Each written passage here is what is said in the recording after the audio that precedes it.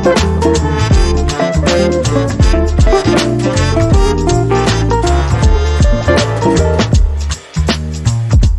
going to turn corners now, and we're going to go part of AMI, and we'll be thinking about future conferences, but part of it is being around people and different ideas and different things for cross-fertilization. And this in Parity is ideas of cross-fertilization. Pejwak earlier talked about farmers in Iran not getting, and all the natural resources, those providers were not getting a fair price and being sold beyond. And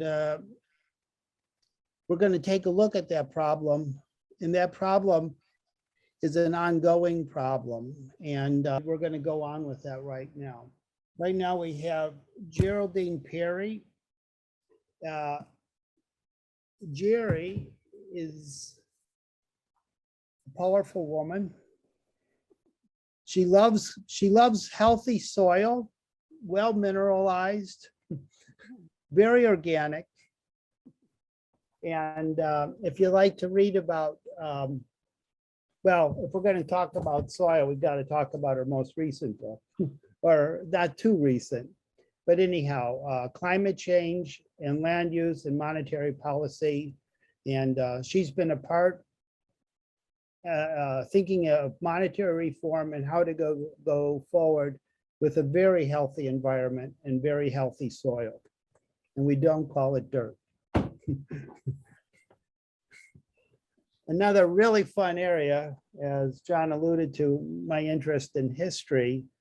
But if you can get a chance to read The Two Faces of Money, and if you like a fun read about good old-fashioned Midwest land use, and but stories of the past and how money works, nitty-gritty,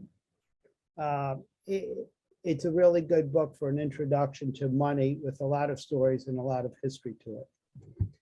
So, but for today, Jerry's going to lead us in a Parity presentation. We've had a working group, and Jerry's been working between us monetary reformers and the National Organization of Raw Materials.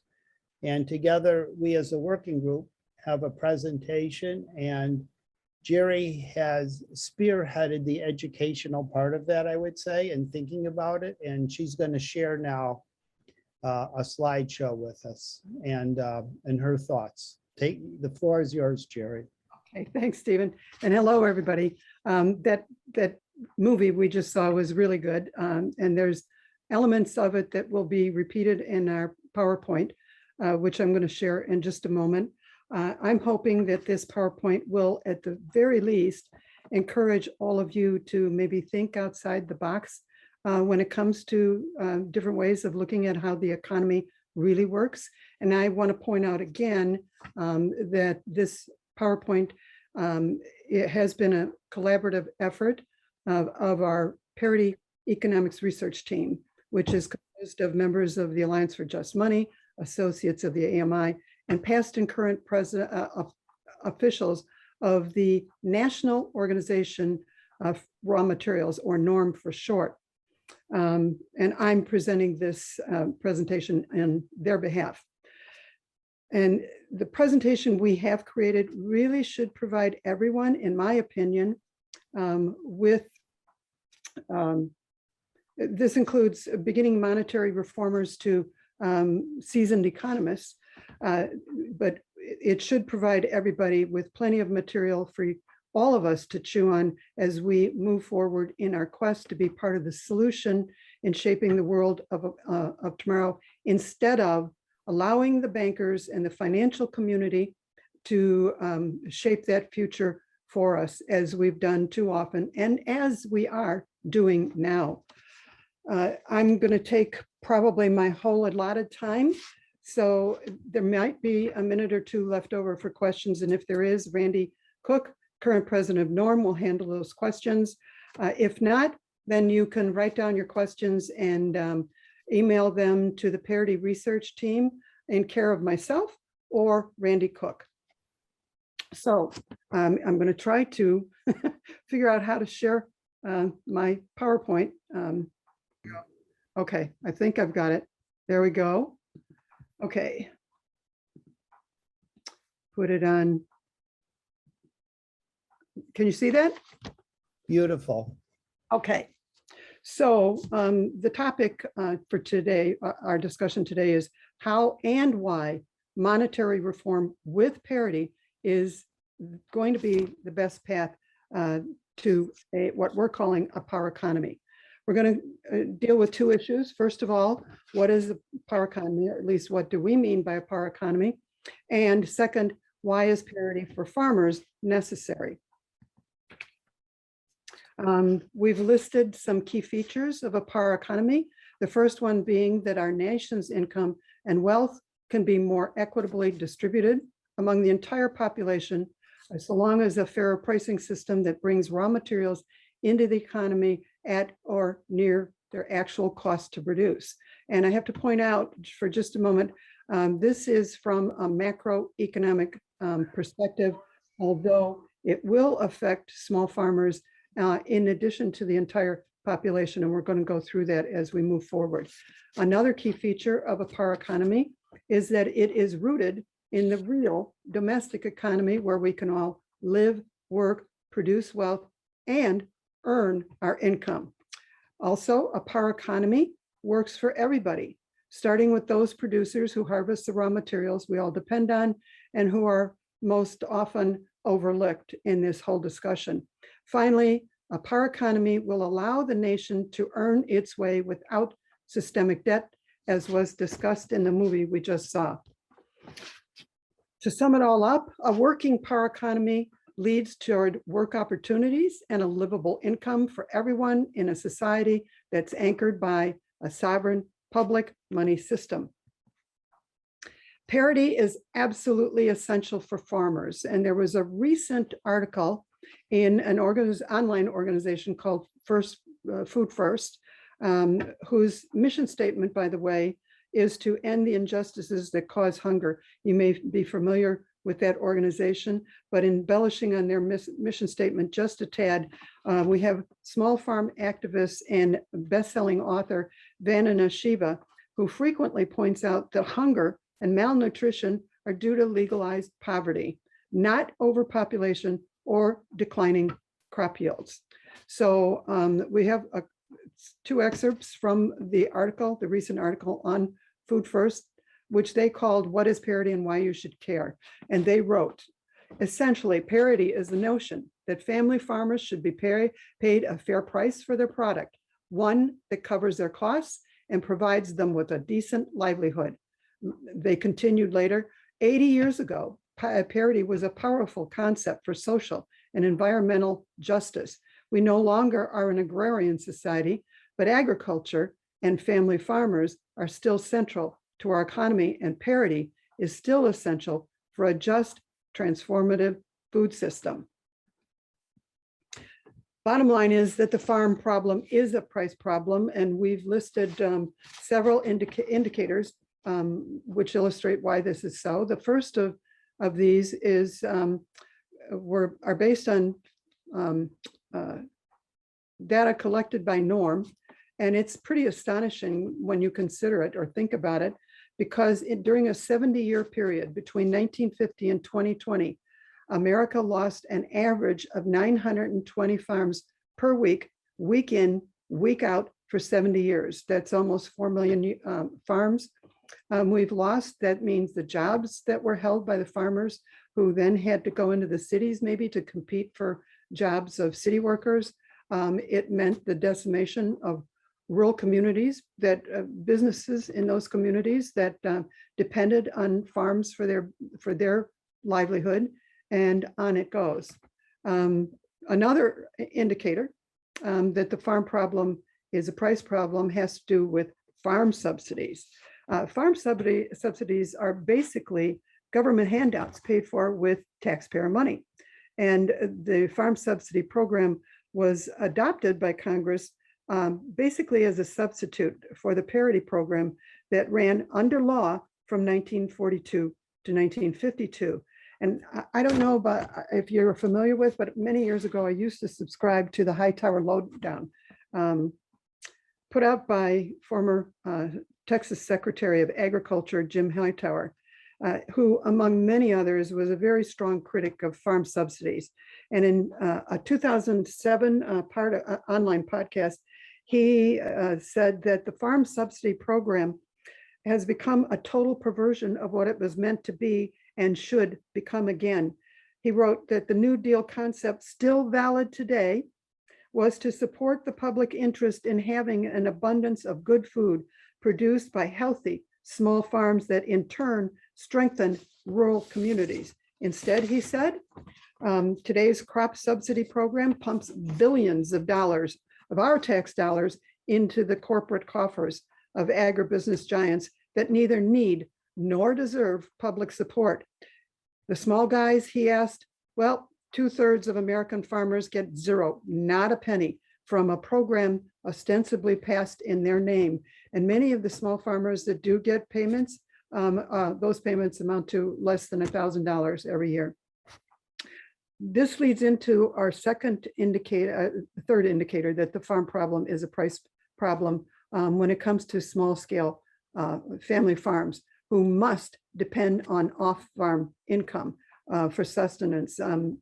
It's almost always the case that at least one member of the farm family has to work off farm. Usually it's 2 or even 3 members work off farm in order to make ends meet. And the reason for this is that farmers are not being paid parity prices for their production. Another indicator that the farm problem is a price problem has to do with the suicide rate. Recent research shows that the suicide rate among farmers is 5 times higher than the national average, and that includes military personnel coming back from war and suffering from PTSD. By the way, I forgot to mention there's live links in this presentation, and that's one of them, the orange. And this presentation will be posted at the AMI website, and you can go through and follow the links at your leisure. Okay, the last indicator that we have that the farm problem is a price problem has to do with debt. And maybe some of you will remember Dr. Camille, I believe it was, from Malaysia. We heard speak on Friday. He mentioned that in Malaysia, there was a 93% debt to income ratio in his country. Well, guess what? Farmers in the United States are way worse off. By 2018, farm debt was 112% of annual gross farm income. And these are figures based on the USDA and NORM. So based on those indicators alone, farm parity is needed now more than ever. Why? Well, keeping farmers from their necessary income leads to decimation of rural communities that we just touched on. Consolidation of agribusiness, also touched on. Whoops. Soil degradation and depletion. Actually, in terms of depletion, there have been multiple studies over multiple decades showing that what we're doing to the land is depleting the land of really key minerals and also destroying soil carbon. So that leads many soil scientists and other academics to say that the solution to climate change lies in agriculture, right here in agriculture. Okay, we also get destruction of the environment by forcing farmers to work harder and use all of these chemical inputs in their attempt to stay abreast of and able to pay debt. Actually, the manner in which we approach agriculture today makes it the most destructive industry we have, more destructive than any mining projects or anything else for that matter. In fact, the chemicals running off into tributaries from the Midwestern Farm Belt in particular go into the Mississippi and is creating huge problems for the Louisiana Gulf Coast. It creates algae blooms, which then poison oysters growing in those waters, and it's leading to receding of the marshes that line the Gulf Coast. Okay, depriving farmers of their necessary income also leads to nutritious food. Soil degradation and depletion with an overlay of environmental destruction leads to nutritious food.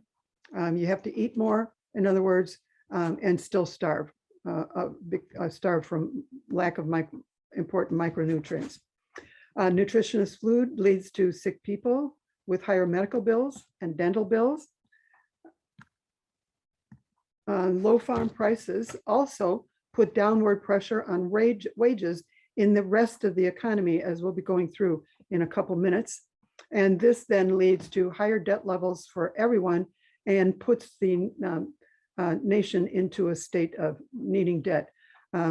Cheap food makes hungry people, as Charles Walters liked to say. Okay, would like to take just a minute for you to take a look at the fact that, and as was covered in the movie we just watched, that all new wealth comes from the earth. And we've got the industries, fishing, livestock, agriculture, recycling of old materials that were made from new wealth, mining for rare earth minerals, various types of stone, quartz, granite, coal, energy drilling for gas and oil, and forestry. These are the ways, the industries that pull new wealth from the earth. But agriculture is the key in bringing in new wealth. And this simple reason being that 70% of the nation's total volume of raw materials consumption each year comes from the agricultural sector.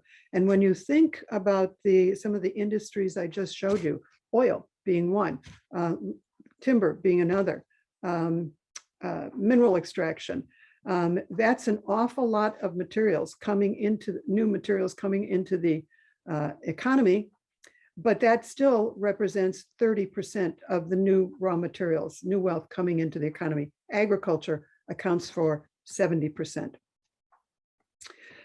So essentially, agriculture is what makes civilization possible. And in terms of its impact on civilization, agriculture ranks right up there, as Herman Daly would say, with the invention of the wheel and fire.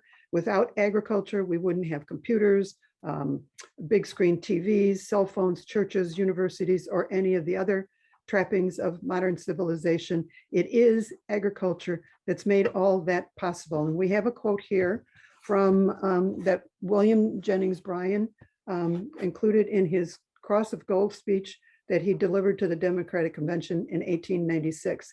And he said, "I tell you that the great cities rest upon these broad and fertile prairies. Burn down your cities and leave our farms, and your cities will spring up again as if by magic.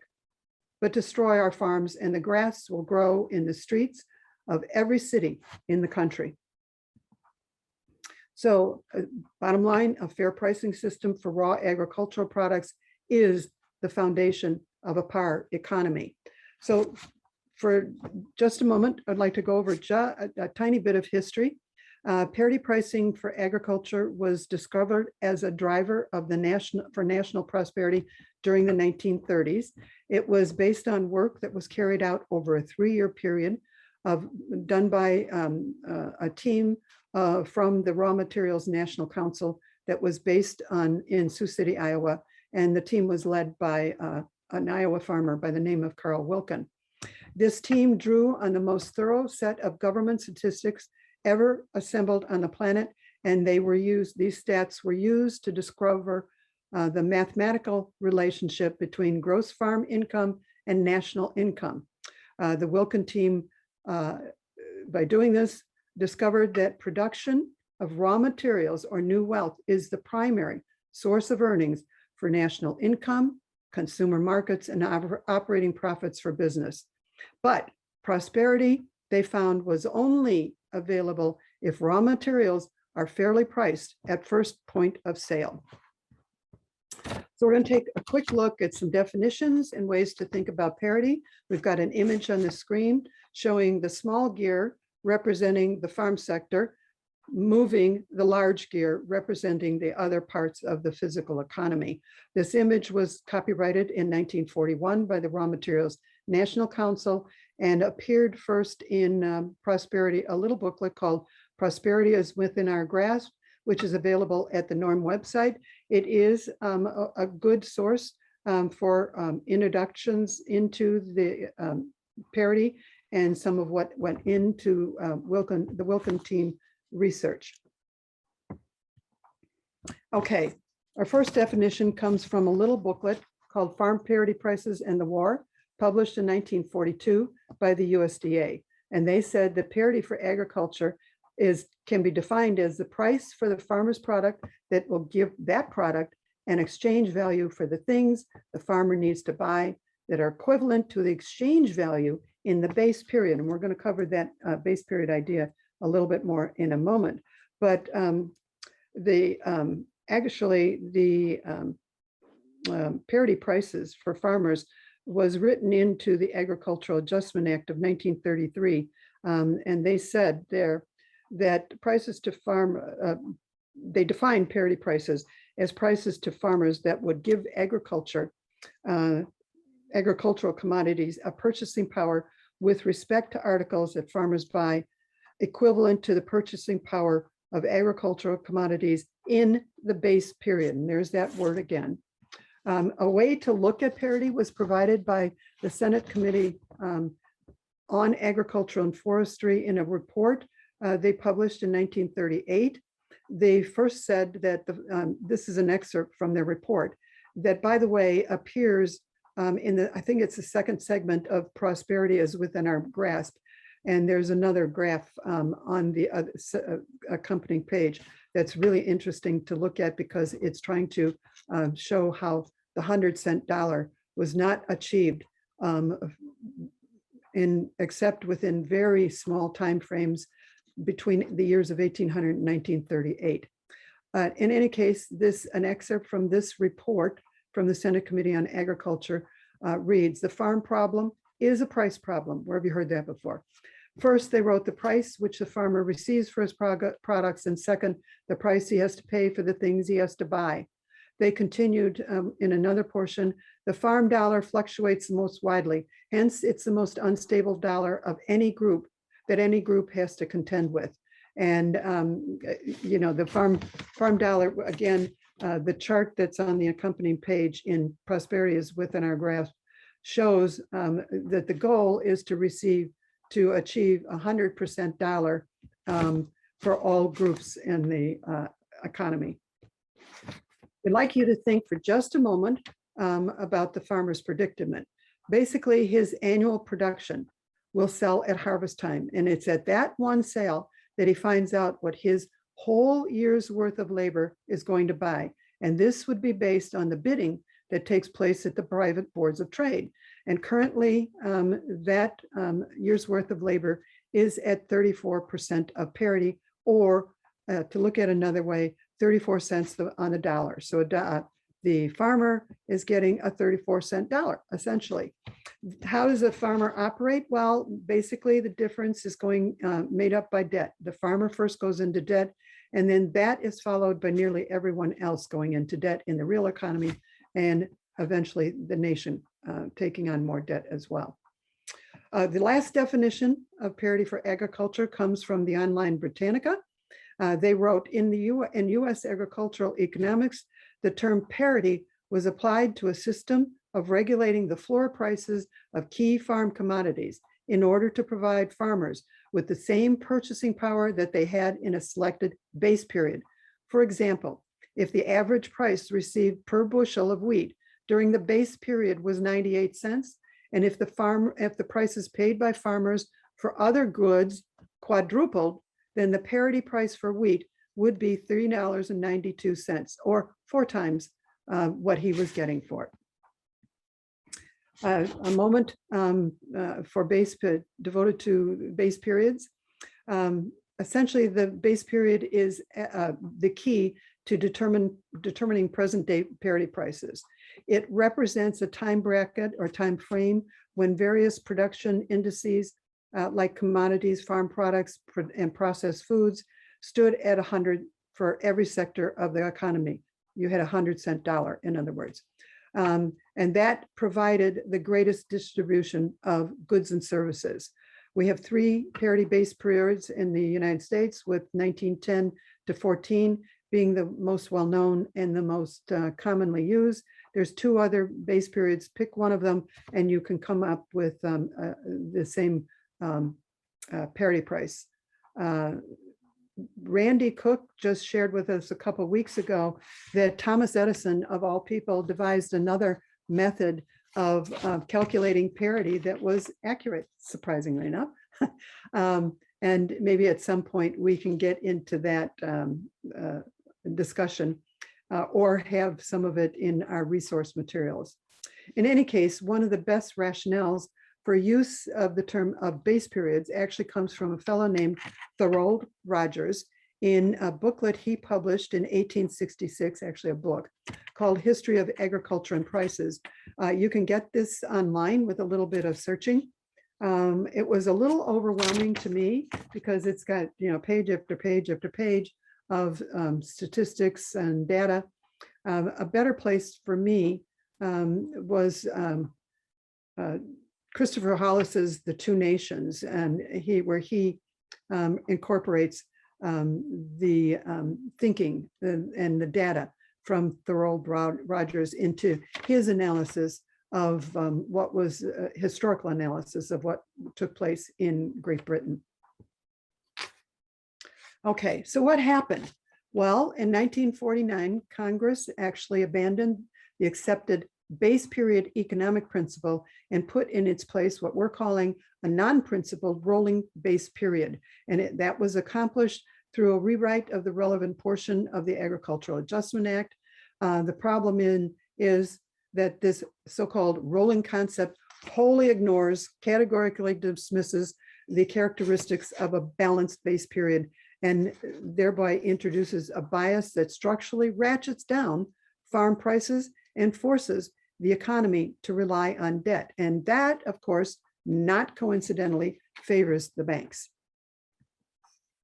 Parity for agriculture is still law. It's still current, but it's not enforced. We have a link to the law. It appears in various parts of Section 600 in Title VII, and you have the link. Okay, we're going to cover just for a couple seconds how a domestic power economy works. And again, we have our gear image.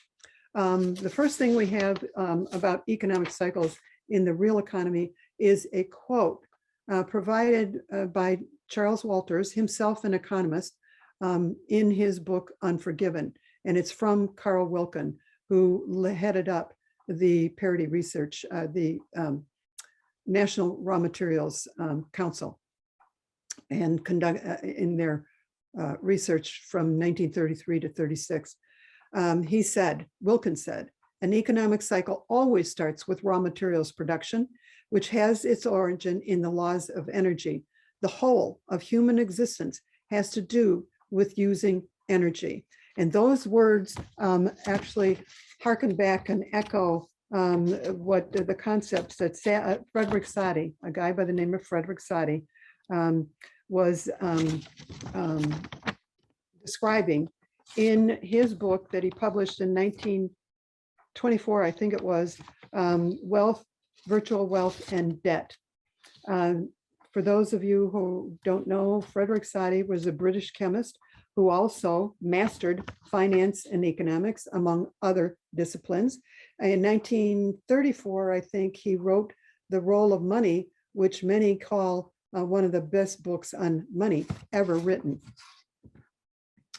We're going to take a little bit more detailed look at economic cycles in the real economy. First, an economic cycle always begins with production of raw materials, then it moves to distribution, and then to consumption. In terms of distribution, the farmer takes his materials off the farm. So it begins to be distributed either directly to the consumer. I get my raw materials in the form of food from directly from my farmer, who delivers it to a location I pick it up at. So that's distribution.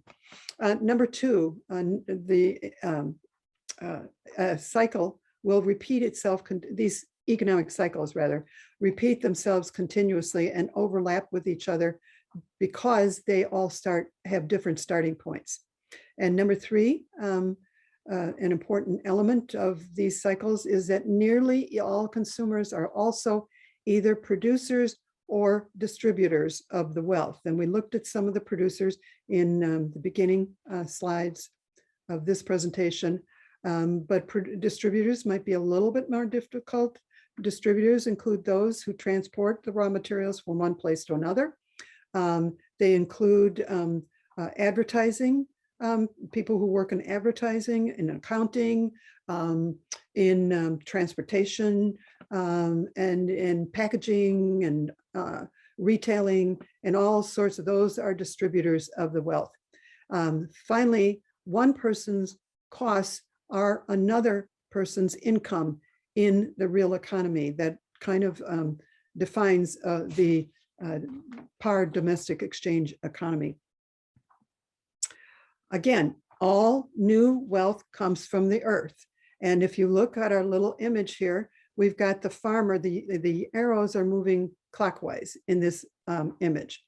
The farmer is going to sell his wheat to the miller, who will buy that wheat and make it into flour, sell it to the baker so the baker can make bread, and so on.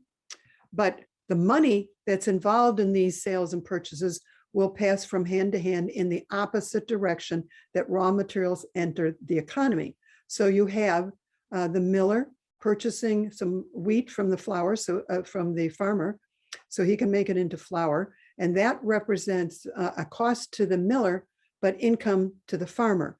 The farmer takes some of that income and purchases a tractor from a tractor dealer.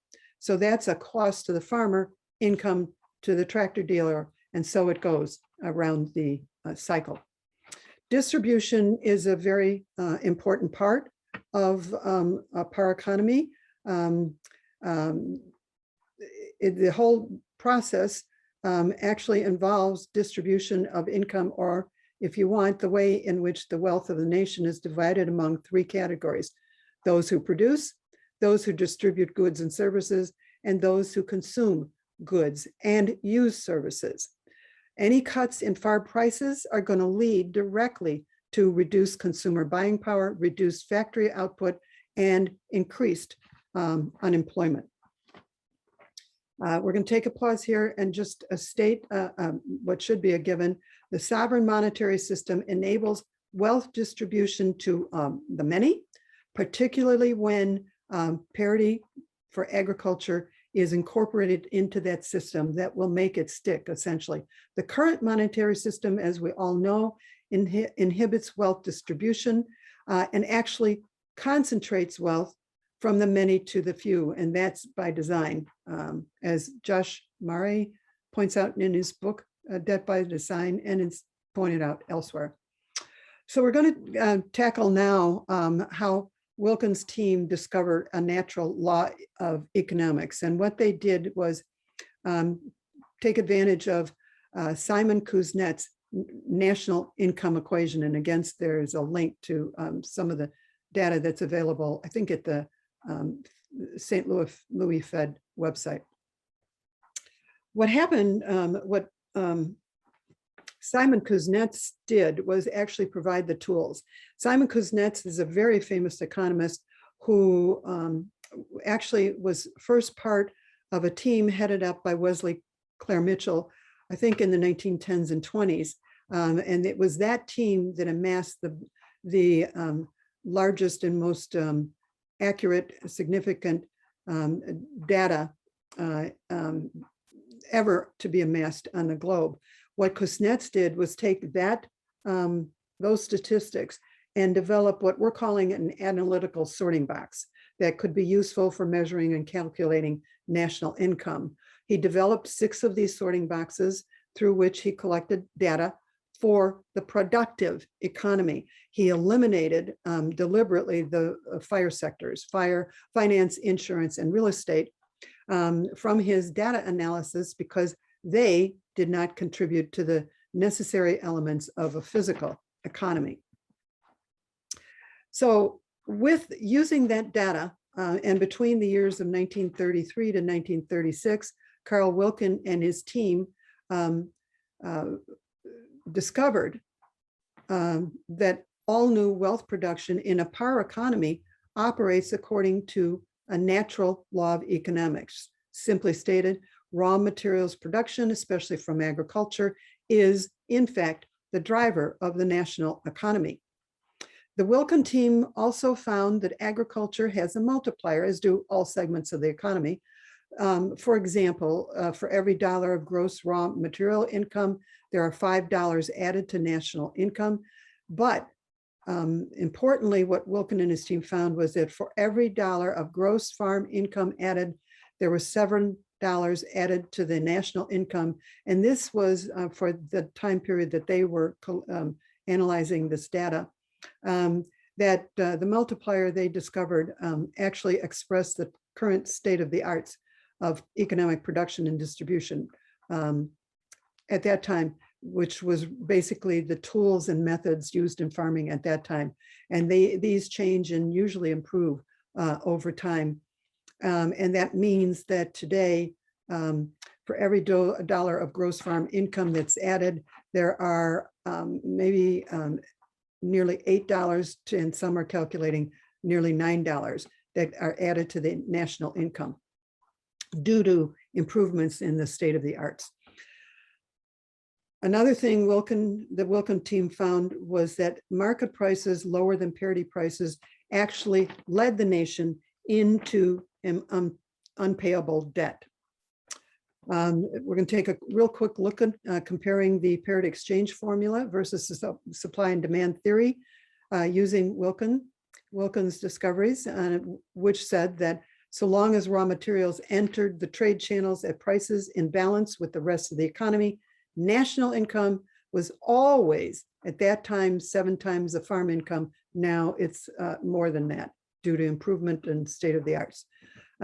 The team also found that the economy can operate on an earned income basis with no buildup of debt or need for exports because a balanced economy is one that can consume all or nearly all its products, which pretty much slays the supply and demand theory. On the other hand, Wilken and his team found, again, that when farm prices were down, national income also went down in multiples.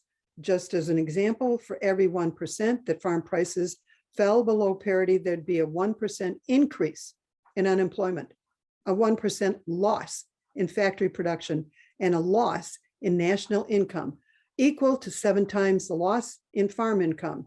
And over time, this, of course, leads to chaos in the economy, such as what we've been experiencing at least for the last 2 decades.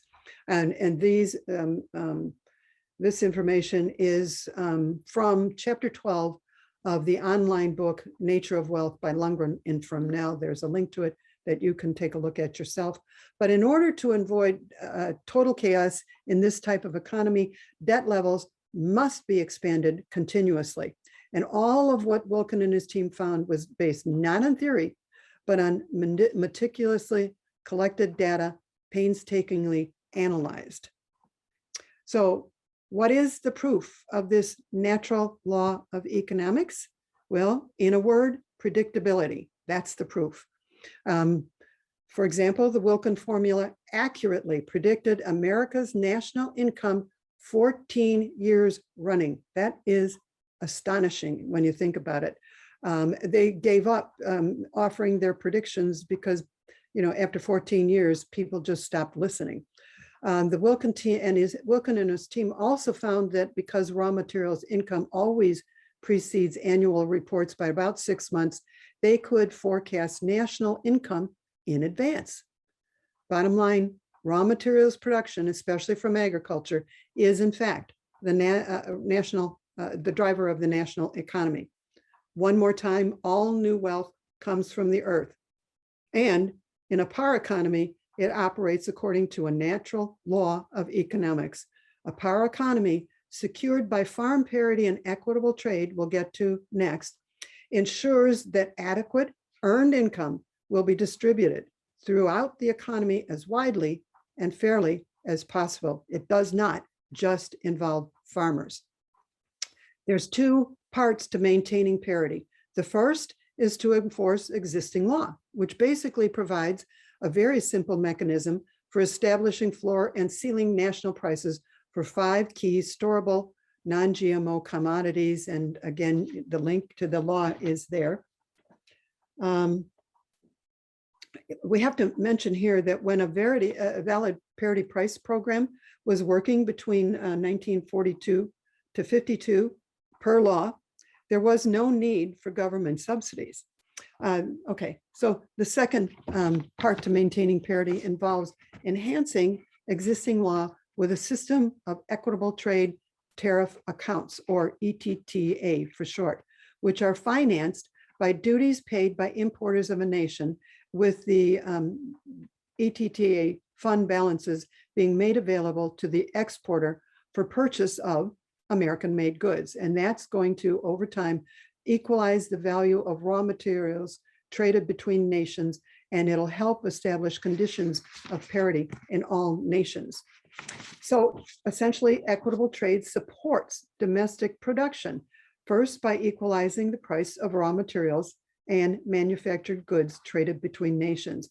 By paying our price for foreign made and foreign priced products, that will foster conditions of parity in all nations. How is this going to happen? Well, as we've said, through an import-export equitable trade tariff account. This ETTA, as we're calling it, is funded by the importer of a country, and it's available to be spent or used by the exporters of foreign nations. And that system will help foreign nations purchase US-made goods, and in that way will encourage the development of foreign economies without undercutting US prices and US national income. And what this means in practical terms is that the guy who wants to import a product or service has to pay what he would pay for that product in the United States, because he has to pay the difference between, he has to pay into the fund the difference between the foreign price and what the US price is. And by requiring these domestic US importers to pay the difference between the foreign price and our domestic price into an ETTA fund, US domestic producers are protected. And I'm going to state it one more time, slightly differently from Randy Cook himself, because this is a really important concept.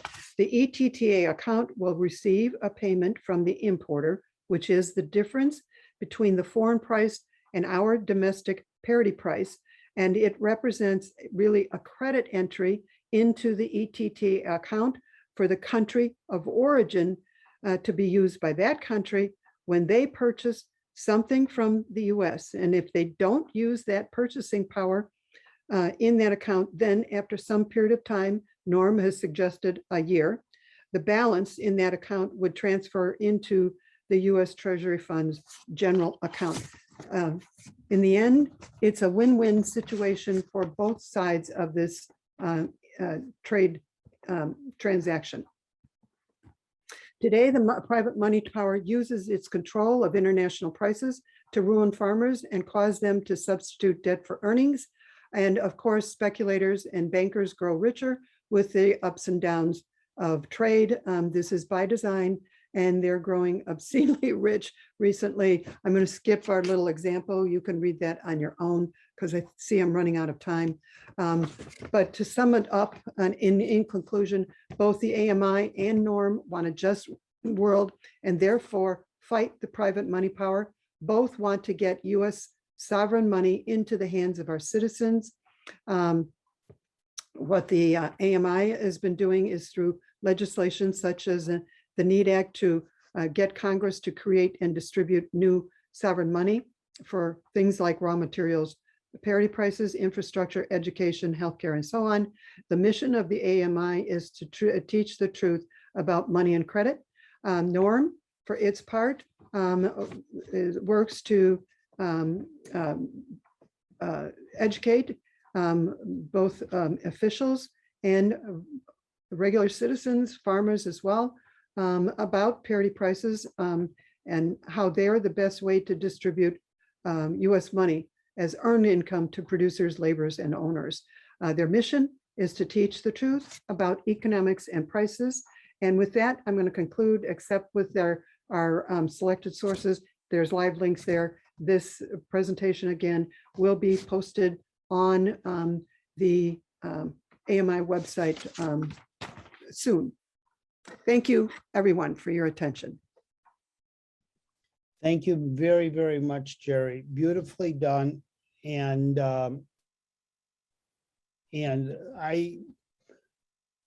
we are technically out of time, and so I'm going to do two things. One is, if there's a quick question or so, we could take it, but I'm going to say the break begins now. We're only going to have a 12-minute break until 4:30, and then Virginia will begin her presentation. So we're officially on break time.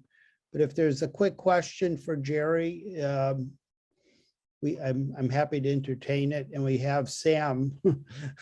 Go ahead, Sam. Thank you, Stephen. Jerry, that was an awesome presentation. I just learned so much in a short amount of time. Really appreciate you and your committee for preparing so well. I was wondering, why did Congress make the switch to the rolling period, and who were the specific people and organizations that were promoting that change? Well, that's a question with a very long answer. It was for political reasons that it was done, and there's a whole history behind that is provided by, I think, Charles Walters. And hopefully, maybe we can tackle that. I've got the information collected, but join our Parity research team, maybe I could document, or give me your email that I have describing some of what went on, some of the political stuff that went on during that time. Okay, another quick question, Peshwa, can you give your question now? Thank you very much, Jerry. It was really eye-opening. I mean, I personally, I'm coming from the other side of the world, so this is totally a fair, some kind of I may not say that, but it's like a barter coupon credit system, which basically keeps the value of the farmer toll in their disposal. So it's very interesting. Thank you. And if you could share the slides, I would appreciate it. Thank you very much. They'll be on the AMI website. Yeah, Peshwak, I look forward to continue the conversation with you about it sometime. We would like to connect with your historical knowledge of the Middle East, and because we have other sources that says this is what's happened to farmers throughout history everywhere, you know, to extract the value based on their labor and turn it some way or another over to the cities, and in the process underpay them. Conversation later on, we have at least 2 more presentations around it, Peshwa. Okay, if this video is helpful, please hit the like button, subscribe for new video notifications. Please consider donating at monetary.org/donate. Don't forget to check us out on Twitter at AMI Monetary or on our website